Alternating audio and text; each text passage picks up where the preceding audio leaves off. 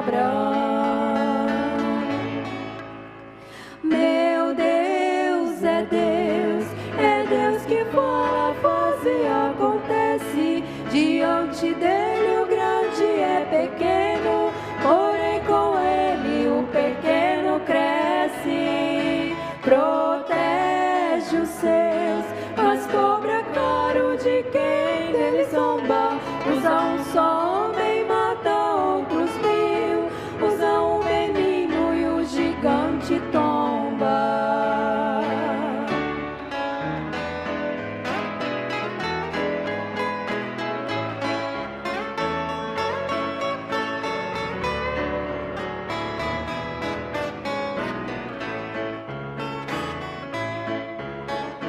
Faz fluir a água da rocha, mata a sede de quem quer beber. Faz cair fogo do céu, se sacrifício lhe oferecer. Deus exalta os humildes, pois grandes coisas já fez por mim. Mas humilha os soberbos, fez até um rei comer capim. Meu Deus é Deus que fala, faz e acontece. Diante dele o grande é pequeno, porém com ele o pequeno cresce. Protege os seus, mas cobra caro de quem dele zomba. Usa um só homem, mata outros mil. Usa um menino e o gigante tomba. Meu Deus é Deus que fala, faz e acontece.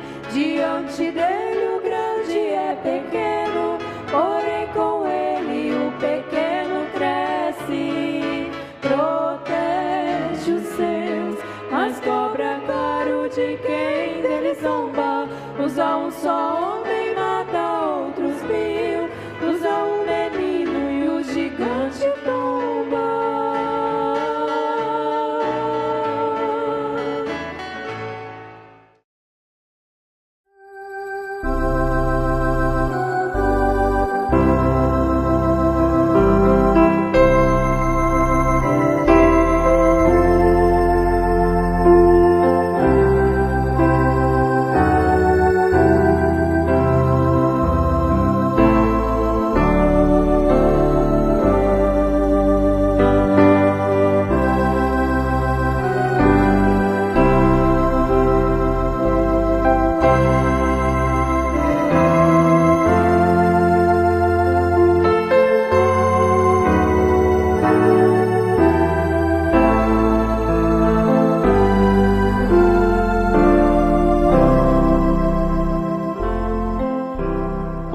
Com Jesus. Amém. Não seria bom termos sempre que puder uma preleção endereçada aos jovens como uma preparação para o casamento? Seria como uma aula para noivos? Isso é custoso também, não é? Assim como preleção, porque eu já sei que eu não vou dar conta de terminar tudo que eu preparei para hoje, para essa manhã, a menos que a gente excedesse no tempo, não é? É um estudo sobre o sexto selo. Nós estamos baseado no sexto selo, né? E nós vimos aí as almas debaixo do altar, clamando por vingança. Quer dizer, o certo seria até a gente fazer uma recapitulação dos pontos áureos, né, da semana, que tem sido estudos, para mim, muito importantes e de um fundamento especial. Como eu disse sexta-feira passada, que Deus está mostrando de uma maneira mais clara do que nunca os tipos na Bíblia Sagrada. Agora, aquelas almas debaixo do altar, elas estão clamando por vingança. E isso mostra que não é a noiva de Jesus Cristo, nem mesmo tampouco aqueles que foram salvos pela grande tribulação. Não é certo? Vamos pensar aqui primeiro nisso, depois a gente volta a esse assunto. É uma síntese, não é? Em relação a comportamento, não precisa, eu creio que não é necessário. Na verdade, está acontecendo no mundo todo, não é somente na igreja, é a condição da era. Às vezes, eles estão usando, e vamos dizer, assim, pela razão, como naturais, eles usam viver primeiro 2 anos juntos, para depois se casarem. 2 anos, 3 anos, 5 anos, 4 anos, para depois se casarem.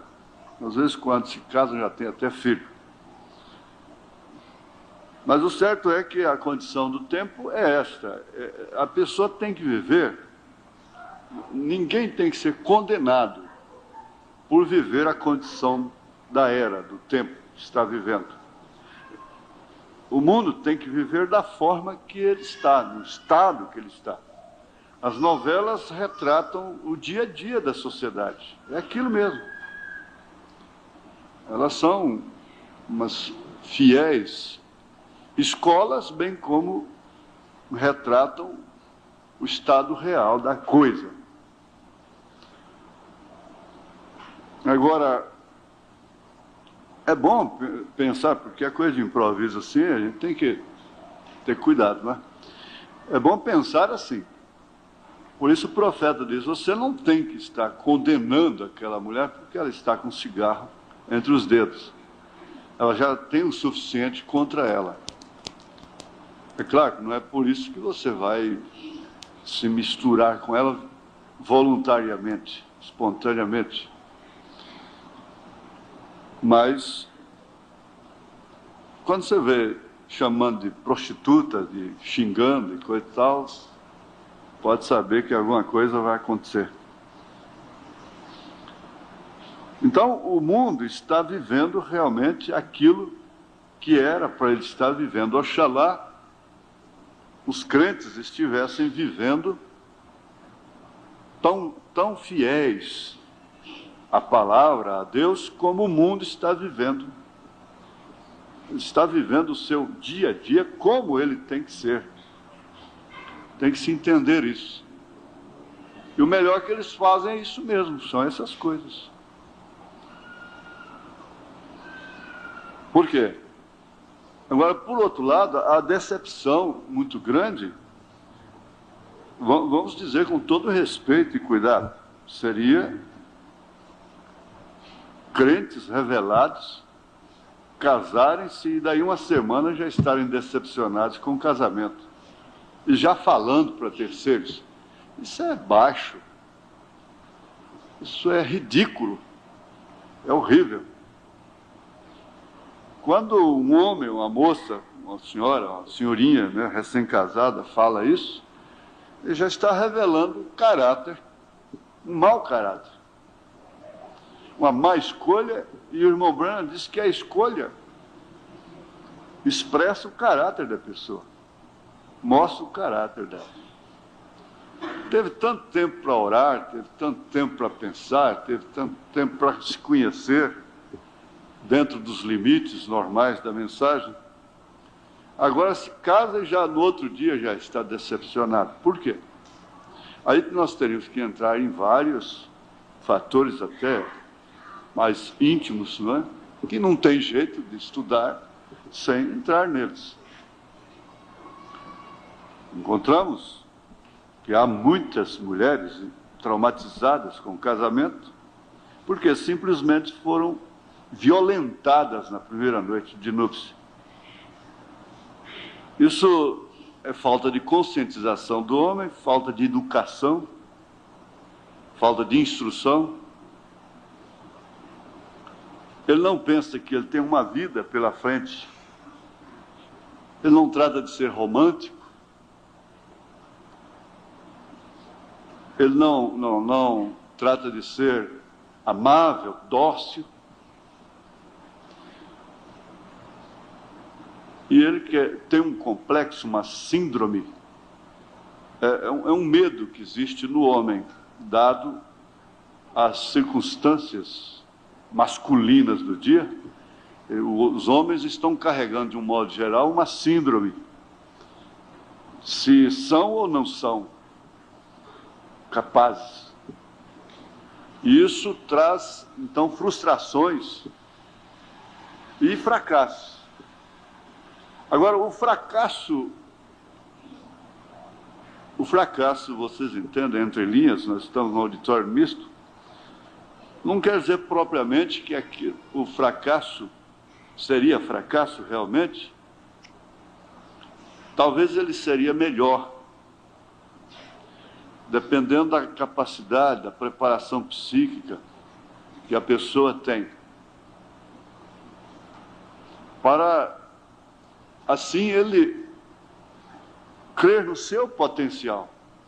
Porque a pessoa tem o seu potencial. E esse potencial pode ficar submerso, soterrado, abafado, por um determinado tempo, por muito tempo, por toda a vida, o que vem trazendo traumas para o casamento. Nós não podemos pensar em casamento sem o fator biológico. É uma das razões principais, entre todas as parcelas, essa é uma das principais. A Bíblia deixou isso bem claro, Paulo deixou isso bem claro. Então, o que acontece? Normalmente o rapaz hoje carrega, consciente ou inconscientemente, uma síndrome do medo, E esses filmes pornográficos, infelizmente, não fazem menos mal do que a droga, do que qualquer outra coisa, acabam com a pessoa. Nenhum jovem deveria ver aquilo.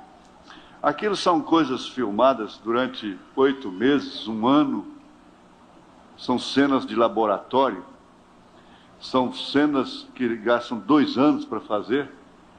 E, além disso, dopados, envenenados. E eles acham que o homem tem que ser aquilo. E aquilo tem causado uma síndrome terrível no mundo todo. Não só de um lado, como também do outro. Tanto do lado masculino como do feminino. A queixa da parte feminina é muito grande, por não corresponder também. Engana-se muito quem pensa que é só do lado masculino. A queixa é muito grande. E acontece aquilo que São Paulo disse, por isso caem na incontinência. Mas tudo é falta da estatura do varão perfeito. Você tem que levar essas virtudes para o casamento, mas vou misturar essas coisas. Isso é espiritual, pastor. Não é exclusivamente espiritual. Isso tem muito a ver com o humano. Isso aqui é para o humano, lá em cima não precisa disso aqui. Então tem a temperança, que é o domínio próprio, tem a paciência.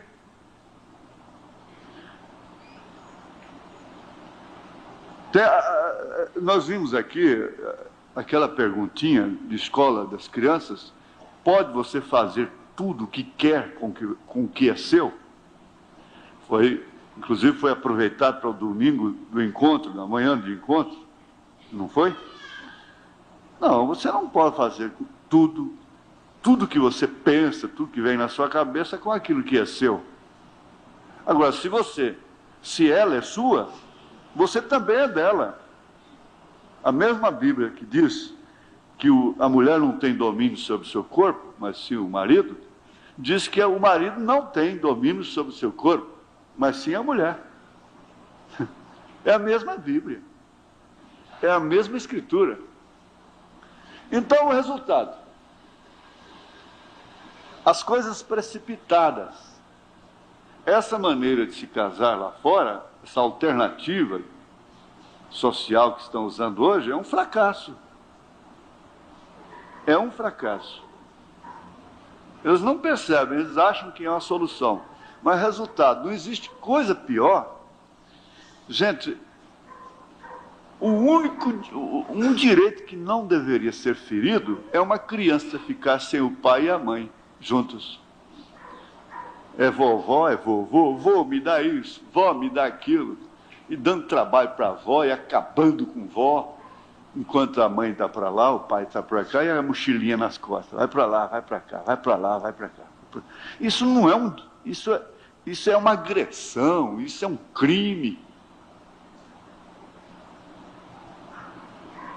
A coisa deveria ser encarada com mais responsabilidade. O pequeno inocente não tem culpa da sua ignorância, da sua estupidez, dos caprichos daquela mulher. Mas tudo tem raízes. Gente, se não tem uma atração biológica um pelo outro, não se case, não comece. Não chegue até lá. Nós já estudamos o casamento alternativo, compartilhado, e vimos ali o casamento normal, o casamento... Daqui a pouco nós vamos ficar só com isso, hein? O estudo vai ficar para depois, para outro dia. O casamento neurótico. Não são bastardos somente aqueles que nascem fora do casamento, não. Isso é o maior engano. Que a maioria, 95%, não estão casados por revelação. Esses filhos não são fruto de um verdadeiro casamento, do verdadeiro e santo matrimônio. É claro que a lei está lá dentro para o fator social, a igreja, mas, de todos os modos, quem te casa é o coração. É a revelação de alma para alma, de coração para coração. Mas a moça, o rapaz, deve ter o suficiente senso para entender se aquilo não é simplesmente uma emoção, uma coisa passageira. E a melhor coisa que uma moça deveria fazer é entender se aquele rapaz desistiu em tempo. E vice-versa. Se houve uma desistência prévia, muito melhor. Muito melhor. Agora, nós somos dotados de constrangimentos que nós vamos levando a coisa. A batata está queimando a mão e você está presa nela. Vai levando por constrangimento, e vai afundando cada vez mais. Vocês recém-casados e vocês que vão se casar, precisam levar a coisa mais a sério, hein? Isso não é brincadeira, não. Porque isso aqui é um tipo do outro. Depois, um homem ama uma mulher só uma vez, ele não ama uma mulher duas vezes.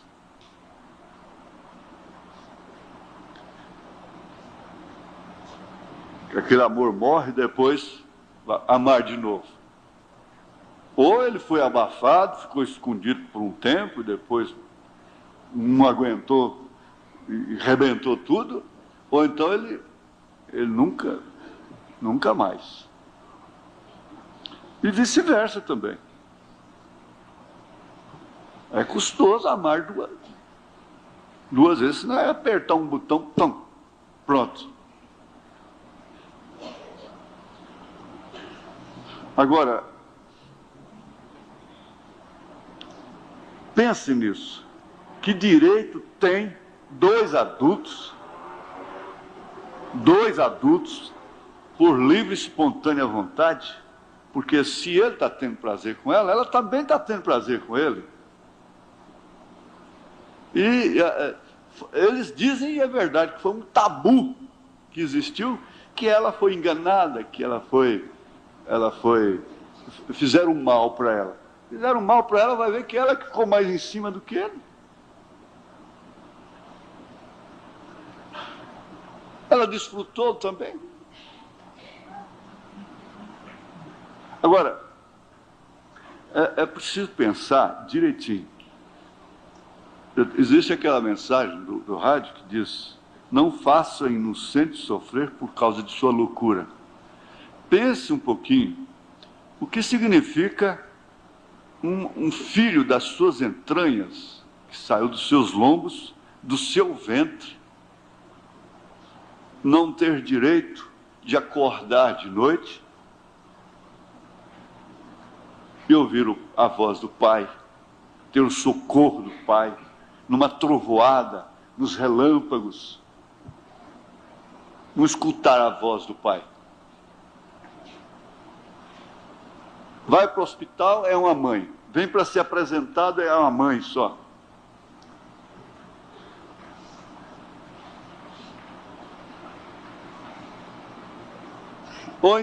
E o pai tem direito de ver. Tem direito de ver fim de semana, fim de mês, etc.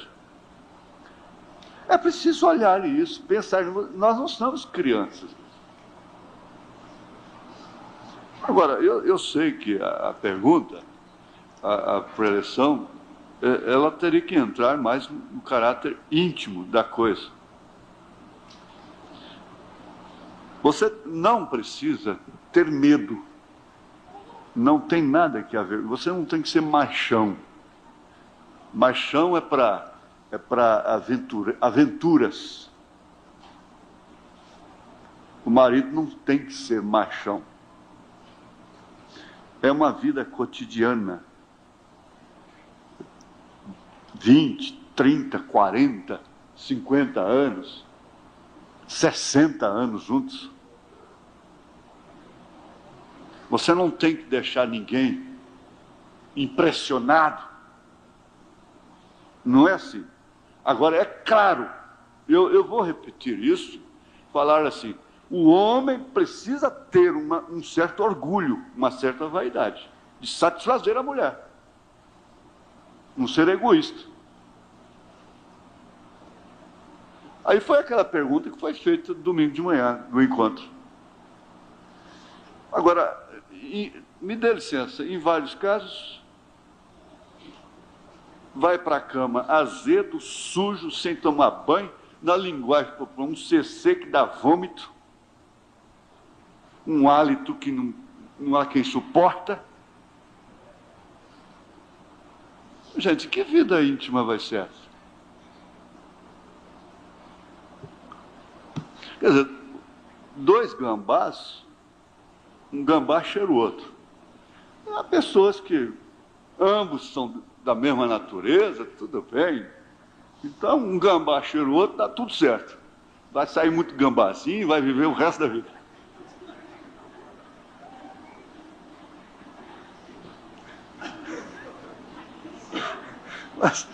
Mas é certo. Os baianos têm os provérbios sérios, né? Um gambá cheira o outro. Mas acontece que tem natureza que não aguenta. Olha, é preciso ter muito estômago.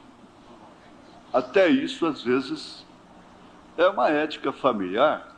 Muito embora isso não pode ser. É claro, a casa não pode ser uma cadeia. Me permita a linguagem.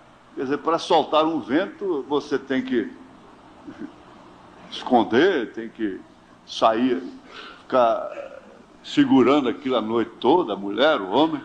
O americano não tem disso, porque sabe o que significa. Isso ataca o coração, dá dor nos nervos, dor de cabeça e tanta coisa. A pessoa está com o estômago, com os broncos, sofre uma gripe, e o catarro está preso. Na hora da comida...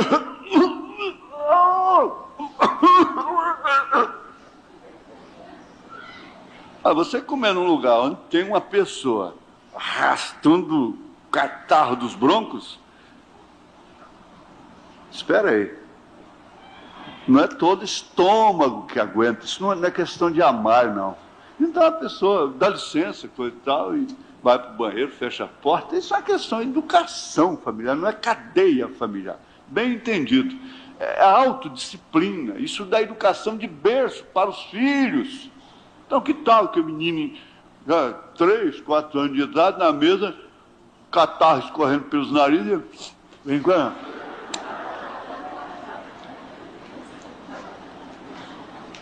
Ou então, vai conversar, mostra tudo que está mastigado dentro da boca.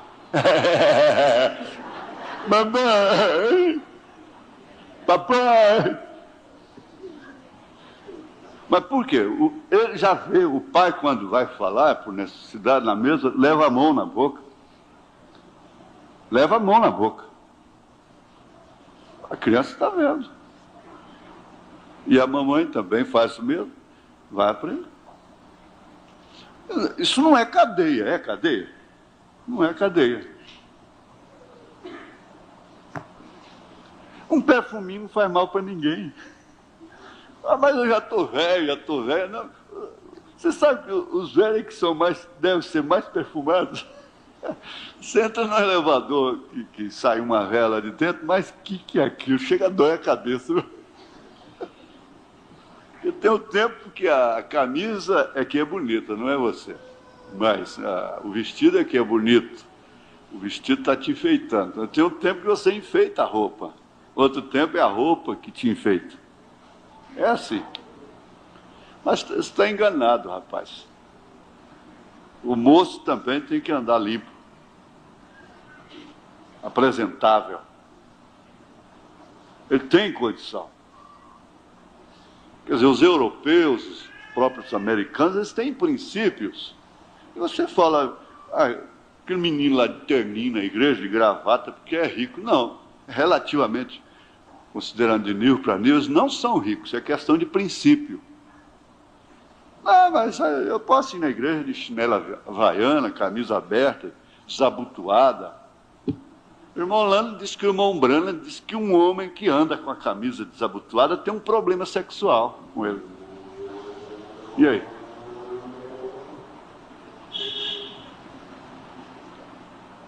É um calor terrível. Parecendo que está na menopausa, sentindo um calor horrível, que não aguenta ficar numa reunião. Pastores que não aguentam assistir um culto de encontro, tem que ficar tudo lá fora se banando. Quer dizer, como é que é isso então? Que coisa terrível.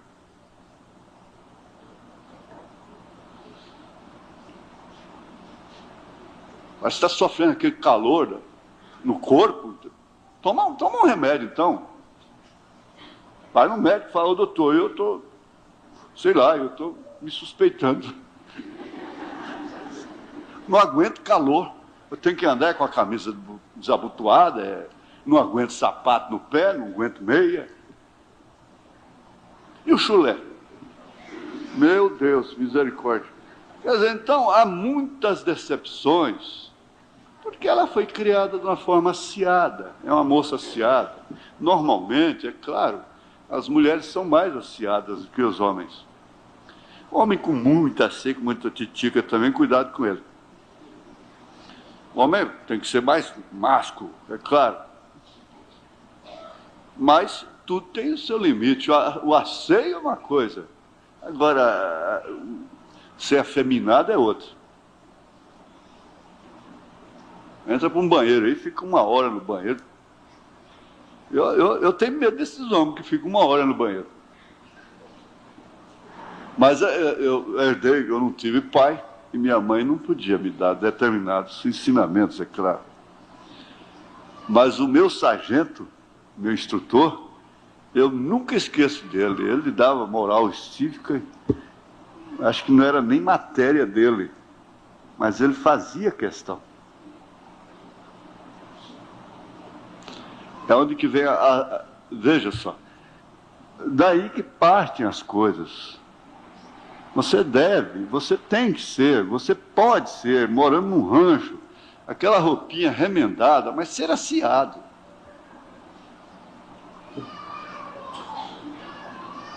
E ter uma consciência, a consciência da coisa oposta. Porque você não pode cair no casamento como entrando numa guerra, entrando num combate, numa peleja, numa competição. E a maioria entra para o casamento, parece que competindo com o ser mais frágil. E acha que tem que mostrar tudo logo de cara. Isso chama-se falta de educação sexual.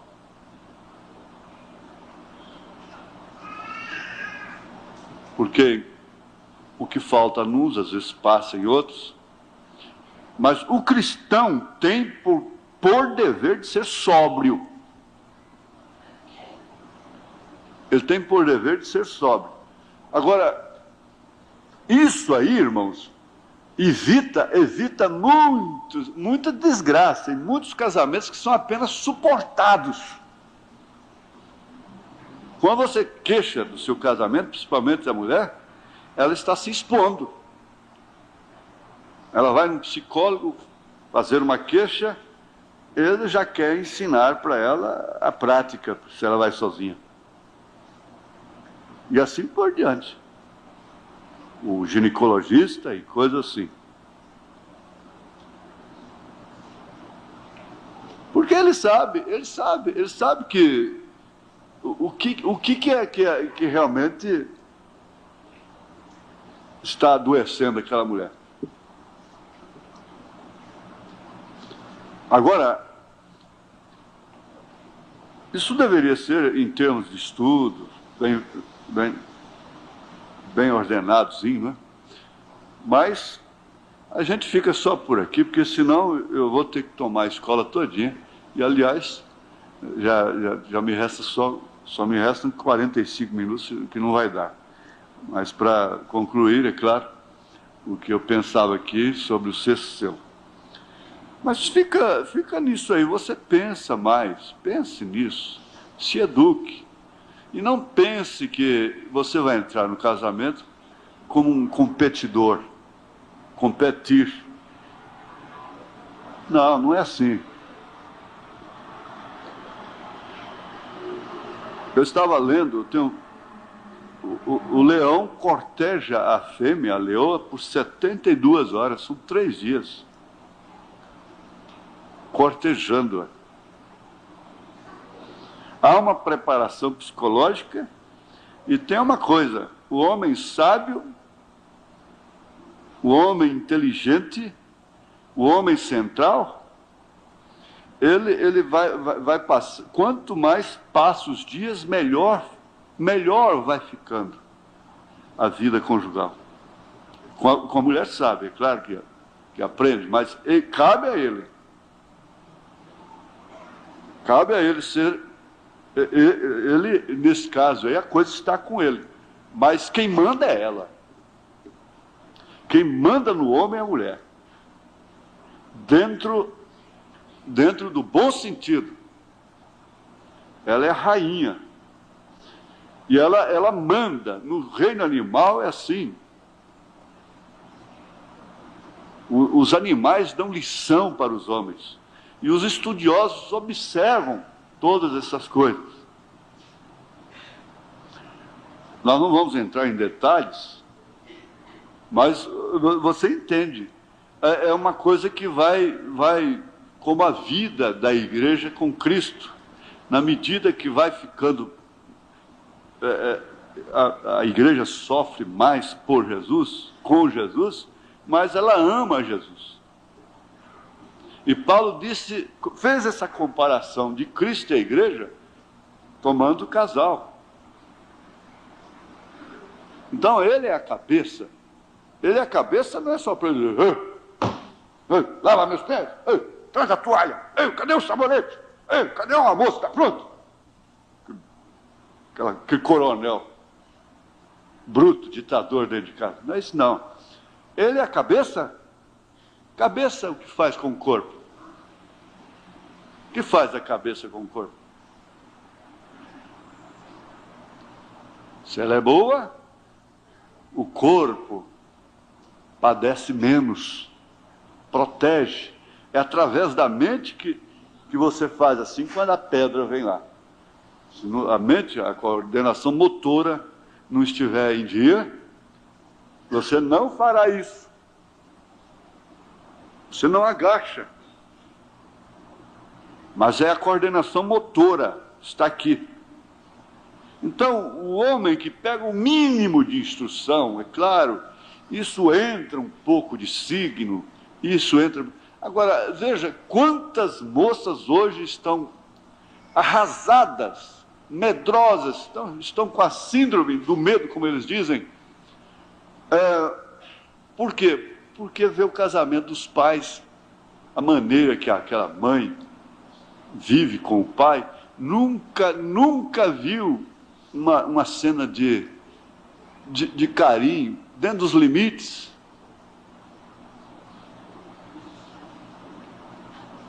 Não, um pai não pode conversar com a filha, dialogar com a filha, a mãe não dialoga, não vê diálogo dentro de casa.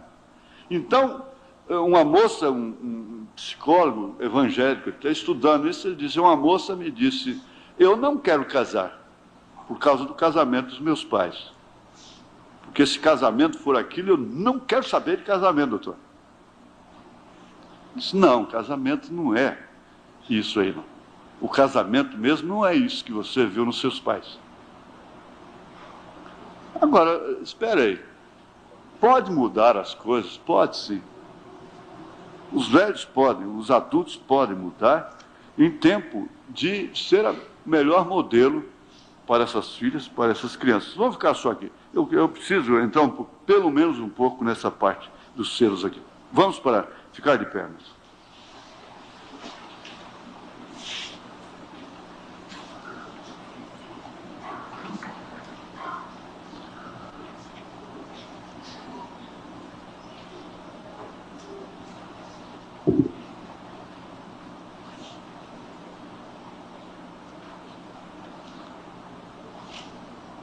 É o verso 12 em diante, Apocalipse 6, onde foi anunciado.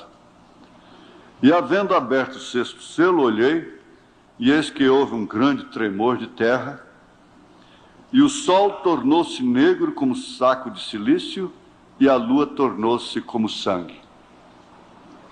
E as estrelas do céu caíram sobre a terra, como quando a figueira lança de si os seus figos verdes, abalada por um vento forte. E o céu retirou-se como um livro que se enrola, era o pergaminho, né? E todos os montes e ilhas foram removidos dos seus lugares. E os reis da terra, e os grandes, e os ricos, e os tribunos, e os poderosos, e todo servo, e todo livre, esconderam nas cavernas e nas rochas das montanhas. E diziam os montes e aos rochedos, cai sobre nós, escondei-nos do rosto daquele que está sentado sobre o trono e da ira do Cordeiro, porque é vindo o grande dia da sua ira, e quem poderá subsistir? Te pedimos, ó Pai, Senhor Jesus amado, que o Senhor nos dê mais daquilo que realmente necessitamos para estarmos livres daquela hora tão terrível, estarmos longe daquilo. E nós te agradecemos, porque pelo menos nós estamos ouvindo esse alarido, temos atendido esta voz e temos saído dela. Em nome de Jesus Cristo, com perdão dos nossos pecados, venha nos ajudar através da Tua palavra, mais um pouco, Pai, em nome de Jesus. Amém. Assentar-se. Bom, Deviano, dá um pouquinho.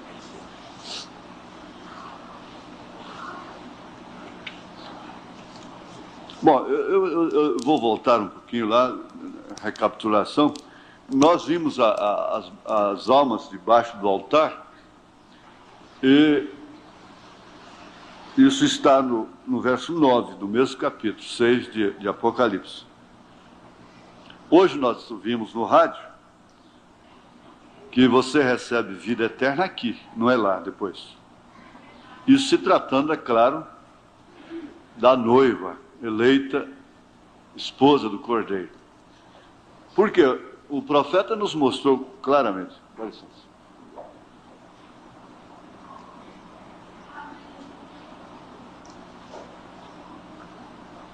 Ele nos mostrou claramente que eles recebem vestes brancas lá. Por quê? Porque eles são os judeus. Eles não representam a noiva gentílica. E havendo aberto o quinto selo, vi debaixo do altar as almas dos que foram mortos por amor da palavra de Deus. Não foi por amor de Cristo, amor da lei.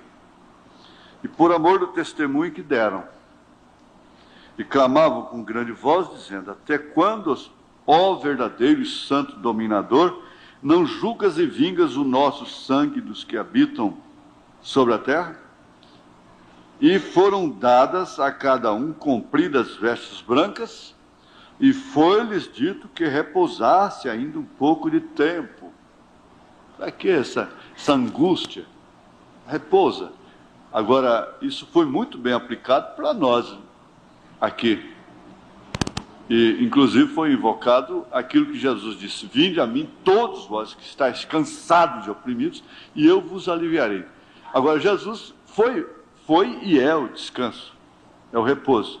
Então você vê Ruth dormindo aos pés de Boaz. Não é certo?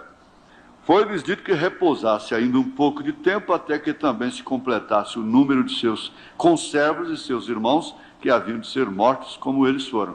Então aí termina o quinto selo. Agora vem o sexto selo. O que significa, é claro, acontecimento simultâneo, né? Enquanto esses estão lá, Elias e Moisés estão aqui na grande tribulação. E um outro detalhe muito importante é o seguinte: é que eles...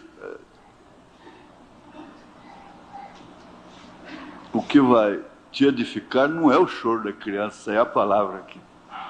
E a palestra, a atenção é que mais abençoa a palestra. Como é que eu estava falando? Hã? Vai edificar o quê? O que é? Ninguém estava prestando atenção. Ninguém estava prestando atenção. Hã? Eu tenho que voltar lá onde eu estava. Vocês olharam para lá e me cortou. Vamos? Hã? Na grande tribulação. Já falei grande tribulação. Vocês ficam jogando pedra como eu jogava pedra num monte de rolinha. Claro que vai acertar uma. Vai acertar uma. Hã?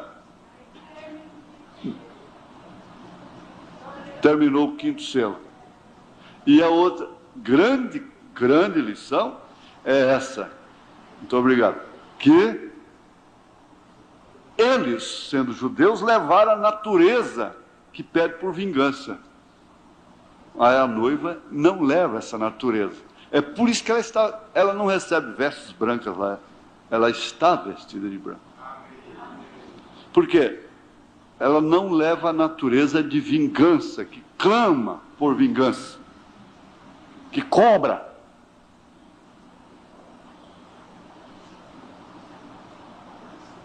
Dá para entender? Por que eles estão clamando por vingança? Porque eles levaram a natureza. Eu disse, há irmãos que fazem negócio um com o outro e nunca chegam a um denominador comum.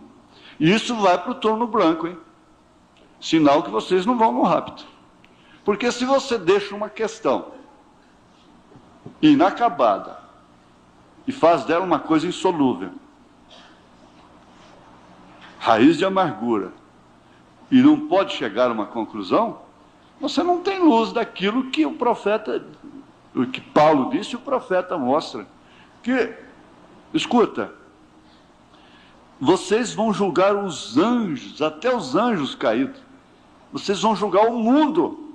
Como é que vocês podem levar questão para lá, para ser decidida lá? Se não pode ser decidida aqui, tem que ser decidido lá. Porque não existe acordo. Não tem como chegar. Tudo que aquele irmão faz para acertar com o outro, não tem jeito, não tem banda. Todo lado que chega, não tem jeito. Ou então os dois, não tem jeito. Agora, eu creio assim, se um está fazendo tudo bem com ele. Mas como é que fica isso?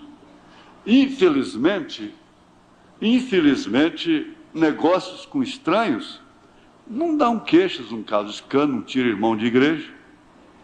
Mas negócios com irmãos, vocês sabem.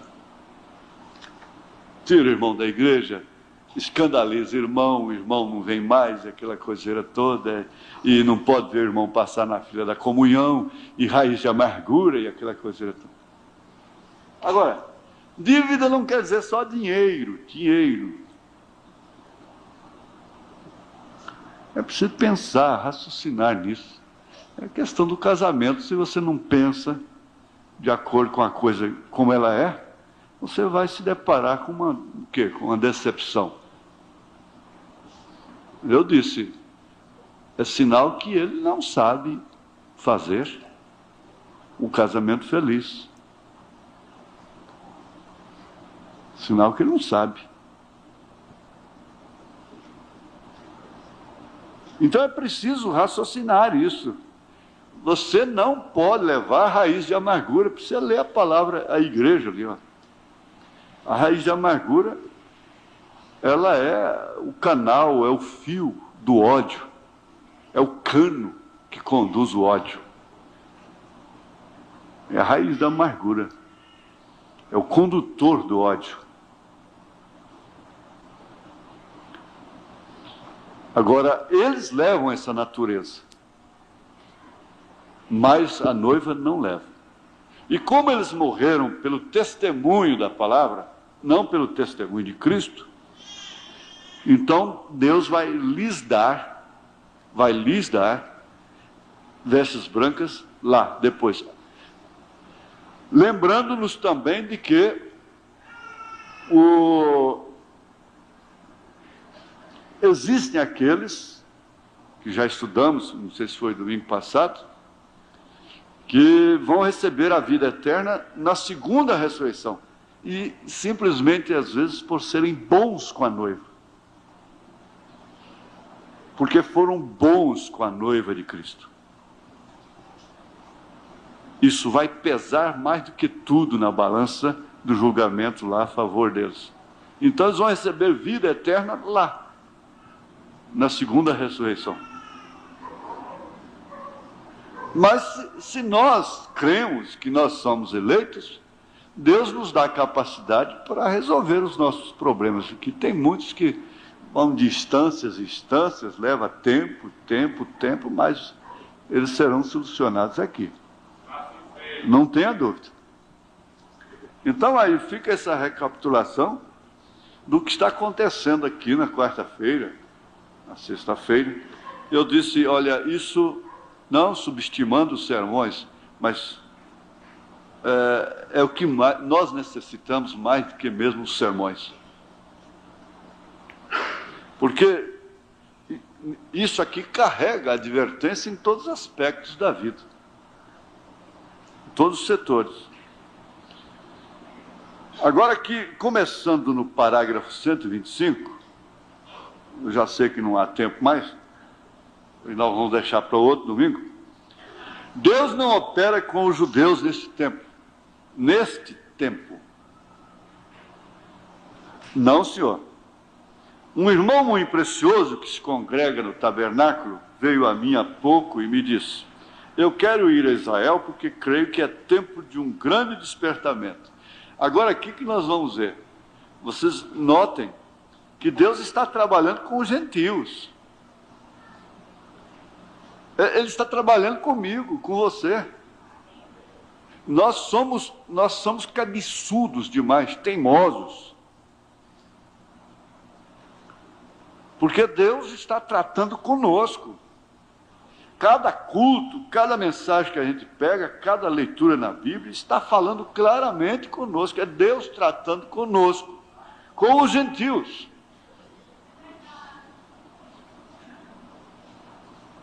Mas o que acontece? Às vezes nós vamos piorando. Piorando. Lê-se uma mensagem aqui, fala de uma determinada coisa. Parece que há certas irmãs que dizem: bom, agora é que eu vou fazer isso. Eu vou me vestir dessa forma. Agora é com renda, agora vai ser dessa forma. Exatamente ao contrário do que eu vi. Chegam a dizer: entra no ouvido e sai no outro. E todos nós esquecemos que Deus está tratando conosco. Agora, vai chegar a hora, chega o momento em que o indivíduo, o próprio indivíduo, pessoalmente, atravessa a linha da misericórdia. Atravessa. A pessoa, o indivíduo. Não tem como. Você continua na maledicência, fazendo da sua profissão um ponto de maledicência. Você tem que saber que você vai atravessar a linha da misericórdia tanto quanto aquele que estivesse vivendo com a sua madrasta. Foi o que Paulo mostrou. Tanto quanto. Então você fica escandalizado com determinados pecados chamados pecados sociais. Acidentes sociais. E, através daquele próprio acidente, você atravessa a linha da misericórdia. Por quê?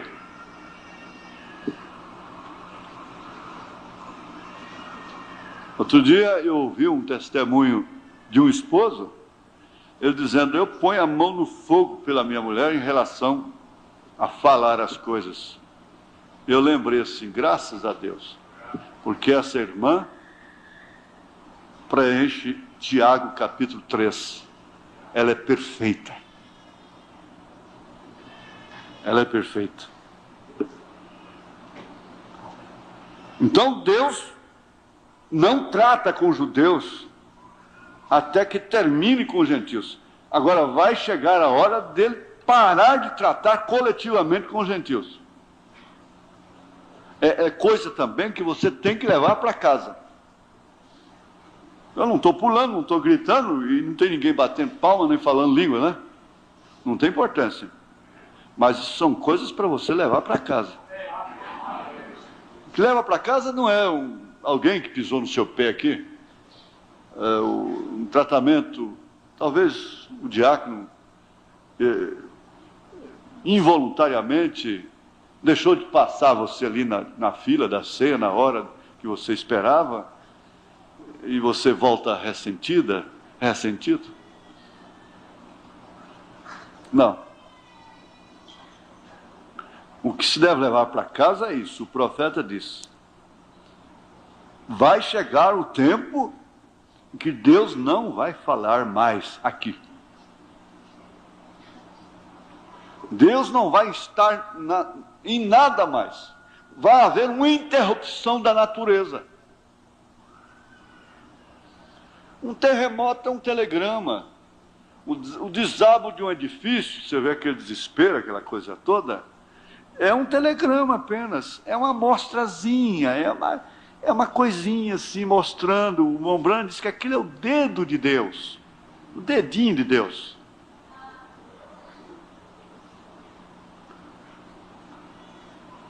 Outro me disse, irmão Branham, você deveria ir a Israel agora mesmo, eles verão o sinal. Agora, olhem, isso não se deve fazer, eu estava pronto para ir. Esses judeus disseram, se este é Jesus, o Messias, o veremos quando manifestar o sinal de profeta. Nós cremos em nossos profetas, assim deve ser. Pensei, que coisa tão tremenda, eu irei. Ele sabia o que Deus fazia através dele. E ele, melhor que ninguém, sabia que o judeu pede sinal. Os gregos pedem sabedoria. Os judeus pedem sinal. Eu irei. Nos encontrávamos perto, já em Cairo, lá no Egito. E em minha mão tinha a passagem para viajar para Israel. Pensei, eu quero ir para comprovar se é verdade, que vendo eles o sinal de profeta, crerão. Veremos se aceitarão a Jesus Cristo. O irmão Luiz Peters, de uma igreja na Europa, vocês viram ele. Eu creio ser ele, um deles, no filme Profeta do século XX, que organizou aquela campanha em Chicago. Ele mandou fabricar 1 milhão de Novos Testamentos para levar para Israel. Então, enviou a Israel 1 milhão de Bíblias. E vocês têm visto esse filme de cinema que tem intitulado 3 minutos para meia-noite. Ali se vê os judeus chegando em Israel de todas as partes do mundo, desde que eles concederam a terra, depois da Segunda Guerra Mundial. Esse país tem estado crescendo. Agora é uma nação completa. Tem sua própria moeda, sua bandeira, seu exército e tudo demais. E quanto a esses judeus regressando à sua pátria, quando foram pela primeira vez a diferentes países para levá-los, os queriam devolver a Israel e devolver-lhes o terreno onde deviam estar. E recordem, todo tempo que Israel não esteja em sua terra, estará fora da vontade de Deus.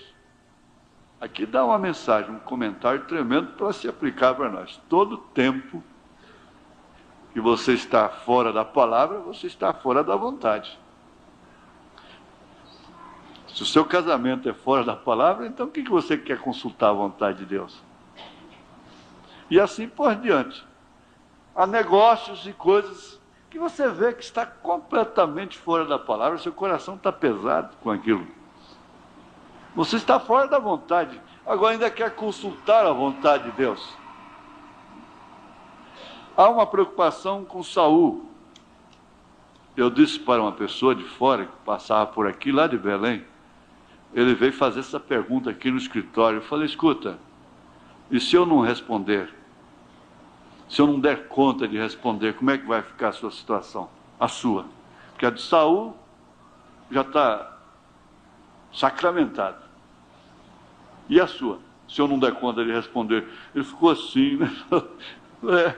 O senhor está certo, o senhor está certo. Eu tenho que cuidar da minha, né? Então, Saul queria ouvir a voz de Deus. Quando ele estava fora, ele não ouviu a voz do profeta. Tem coisa que a gente está perguntando a Deus, querendo saber a vontade de Deus, escutar a voz de Deus, mas é como aquela moça batista que foi lá no meu escritório para ouvir a voz do Senhor em relação a um casamento com um rapaz espírita. Eu fui ler a Bíblia para ela, ela disse, não, eu quero ouvir a voz do Senhor. Ela queria que eu ajoelhasse com ela, passasse a mão nos ombros dela, ficasse passando a mão na cabeça dela, como era o costume, até o Senhor vir e eis minha serva, que é da minha vontade. O que ela queria era isso. Exatamente isso. Mas quando eu peguei 2 Coríntios capítulo 6, comecei a ler que comunhão tem a luz com a serva, não, eu quero ouvir a voz do Senhor. Eu falei, essa Bíblia então não é a voz do Senhor. O que você está perguntando pela voz do Senhor? Você tem que ir a petoniza, você tem que... Urim e Tumim não te fala. Deus não te fala através da palavra. Então, tem que procurar aí por aí uma irmãzinha de lenço na cabeça que ora e profetiza e abençoa seu casamento com ele. Você disse que é cristã, né?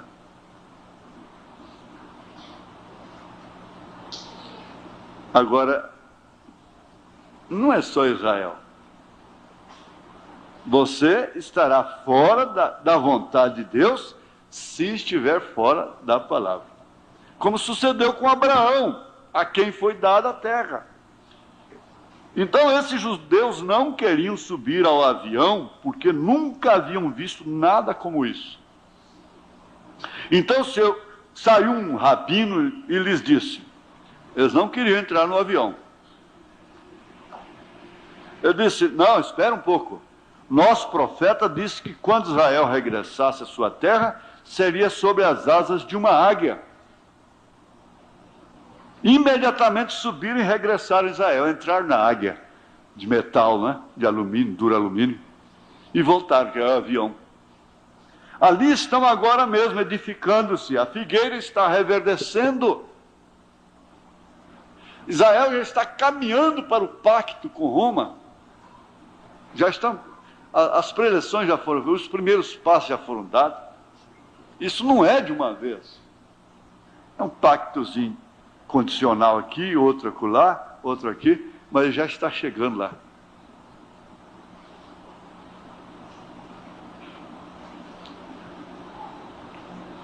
Ali agora, estão agora mesmo edificando-se e a figueira está reverdecendo. Mateus 24, né? 24. As árvores floresceram, deram seus frutos, com esse movimento de avivamento que houve, os frutos que houve, resultou para a mensagem. O resto tudo caiu, né? No engano. Agora, a figueira brotou. Israel. Agora, veja, amém. Na bandeira está a antiga estrela de Davi com 6 pontas.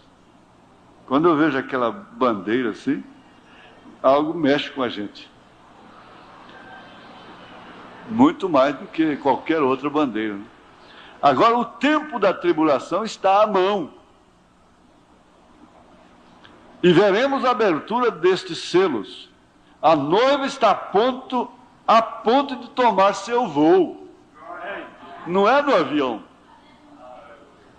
E seguidamente começará o período da tribulação. Logo Deus virá para tirar os 144 mil judeus. Amém. Isto é perfeito. É simplesmente perfeito. Eu acho que para os estudiosos que gostam de estudar, são essas coisas, essas respostas aqui, que devem nos chamar mais atenção.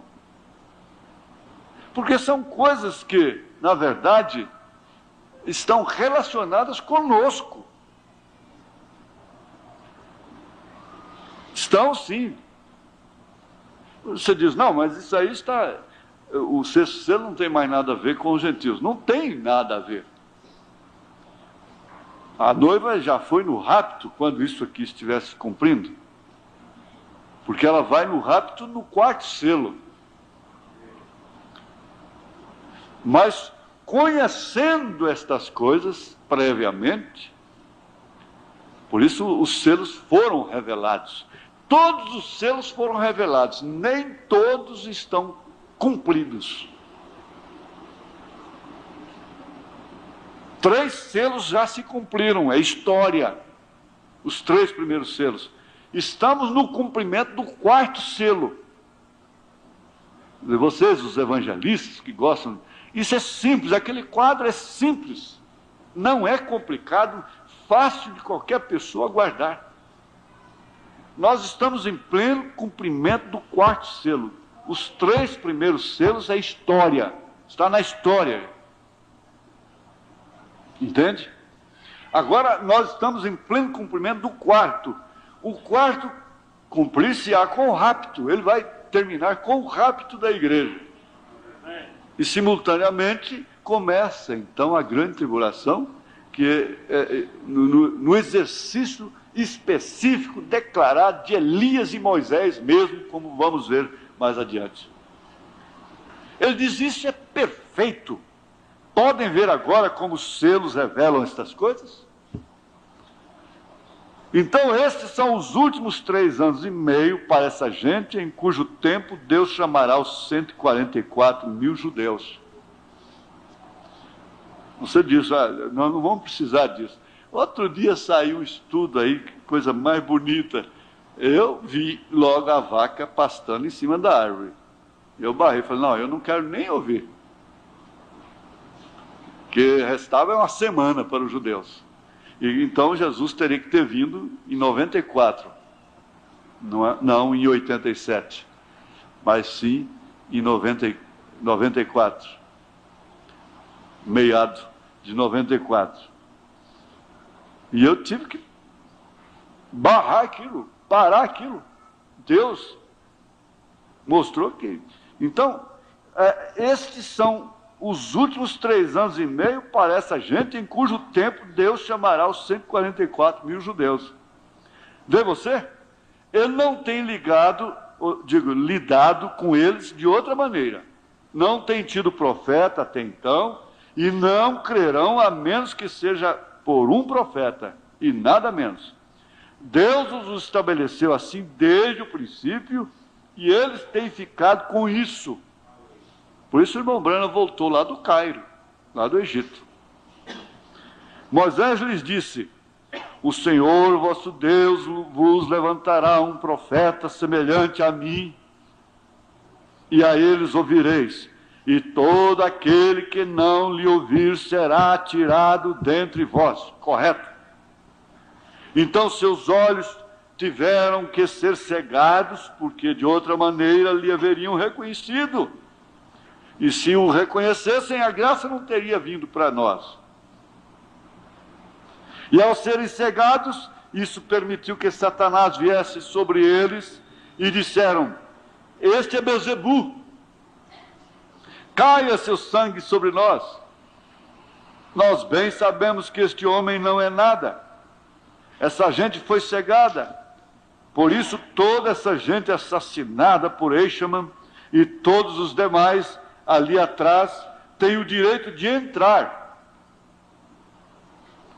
Seu próprio pai os teve que cegar. Nota-se um fato completamente diferente destes, com aqueles que crucificaram a Cristo, os quais, ou aos quais Jesus chamou de filhos do diabo, serpente, raça de víbora. Esses aqui não mataram, morreram.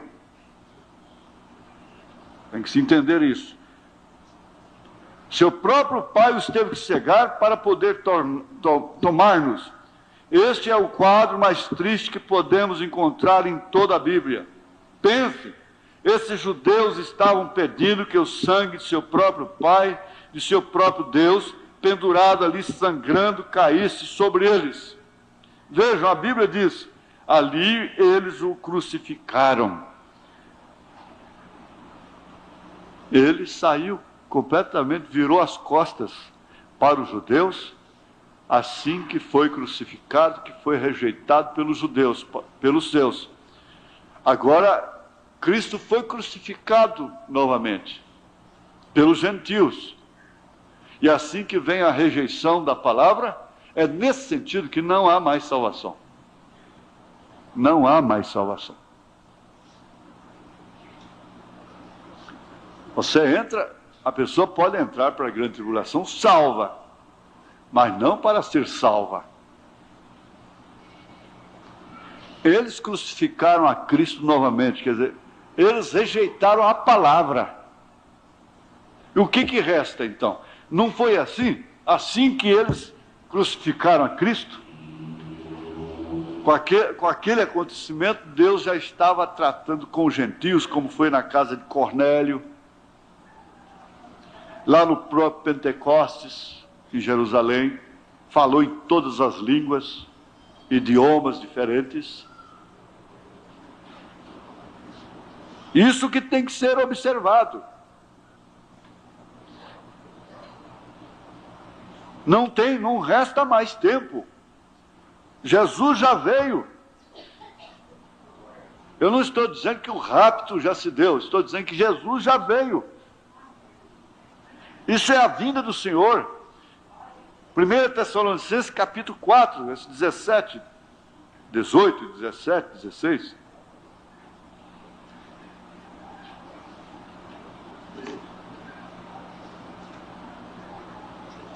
Ele diz, como ele vem. Porque, 16, porque o mesmo Senhor descerá do céu com alarido.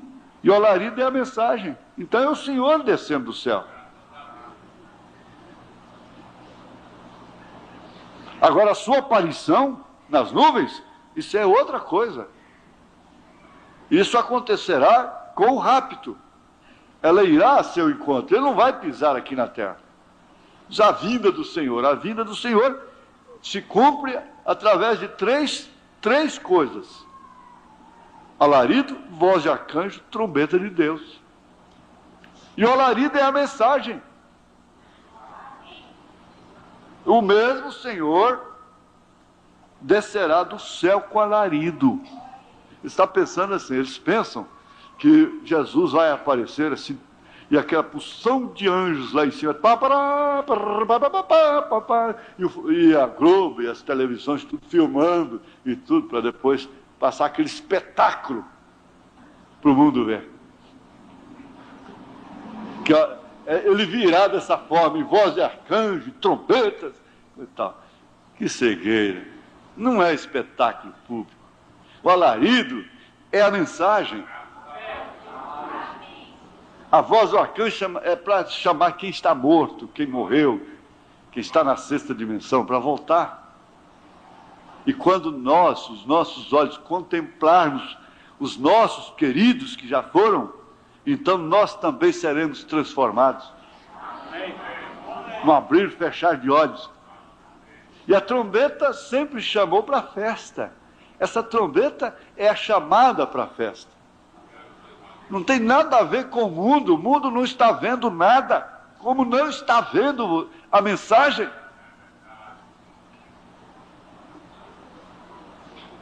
Ali eles o crucificaram. Estas são umas palavras mais sobressalentes. Ali, a cidade mais santa de todo o mundo. Eles, a gente mais santa de todo o mundo. A pessoa mais importante de todo o mundo, crucificaram a morte mais cruel de todo o mundo. Eu falei sobre Sodoma, Gomorra, que Ló escolheu pelos olhos naturais. Era uma terra regada, campina muito bonita, como o jardim do Senhor, e prosperou demais. Mas eu disse, ela está lá debaixo do Mar Morto. O que resta de Sodoma, Gomorra, visível é tudo cratera, é tudo covil de serpentes, de morcego, de coiseira. E lá não tem uma tumba aberta. Jerusalém tem uma tumba aberta. Descansa, filhinha. Há uma tumba aberta lá em Jerusalém, testificando que essa também será aberta. Lá, Jerusalém, a cidade mais santa do mundo, a gente mais santa do mundo, que observava a lei, que não comia carne de porco, não comia sangue, não adulterava, não roubava. A pessoa mais importante de todo mundo, o sumo pontífice, veja, o sumo pontífice de então, o crucificaram, a morte mais cruel de todo o mundo. Nós vamos levar, então, isso aqui. Bom, Deus está tratando comigo. Você leva isso. Deus está tratando comigo, porque Ele não está tratando com os judeus ainda. Mas isso já está na barranca. Misericórdia, Deus. Agora, eu estou realmente arrepiado. Mas por quê? Porque nós estamos vendo realmente, gente, mesmo que eu não vá, para mim, eu deixei de amaldiçoar o dia que eu nasci. Eu agradeço por ter vivido. E uso essa expressão pesada que não sei se o irmão Brana a usou no mesmo espírito, não sei, Deus me perdoe, mas ainda que eu vá para o inferno, compensou a minha vida. Compensou. Muito obrigado, Jesus. Porque vocês estão seguros. Então somente levem isto.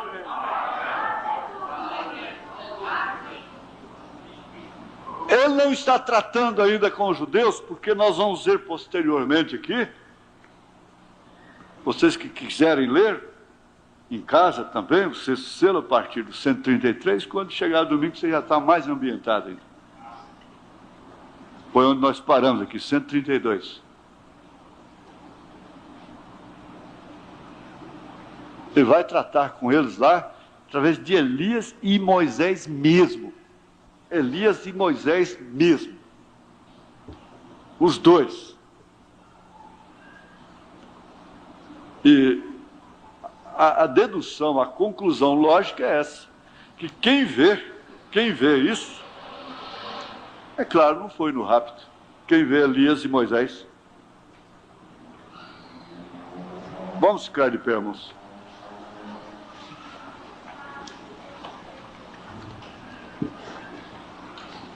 Mas foi bom a lembrança sobre casamento.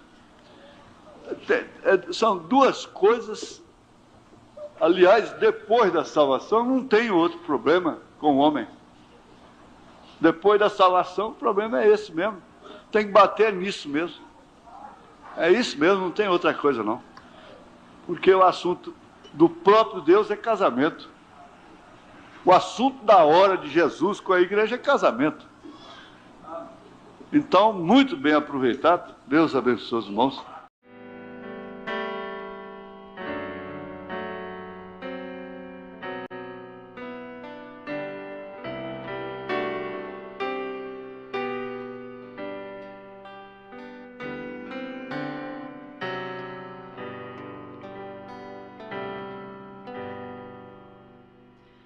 Tu és fiel, Senhor, meu Pai celeste, pleno poder aos teus filhos darás. Nunca mudaste, tu nunca faltaste, tal como eras, tu sempre serás. Tu és fiel, Senhor, tu és fiel, Senhor, dia após dia, com bênçãos sem fim.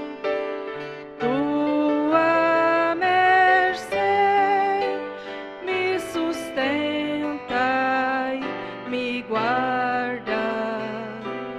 Tu és fiel, Senhor, fiel a mim.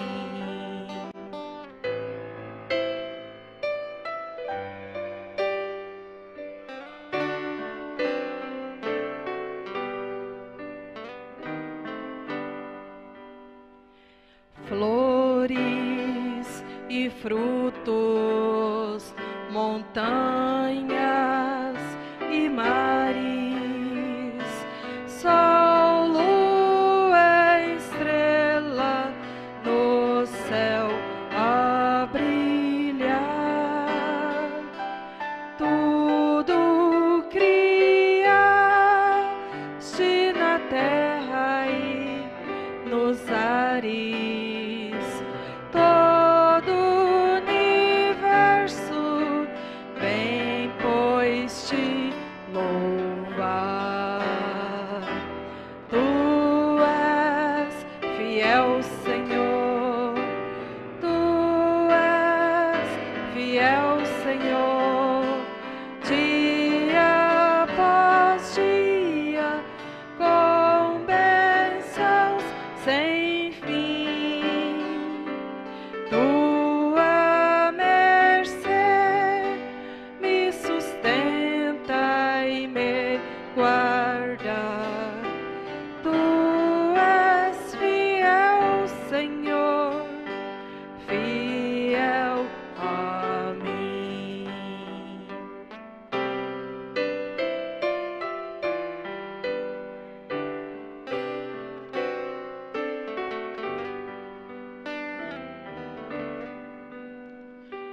Pleno perdão tu dás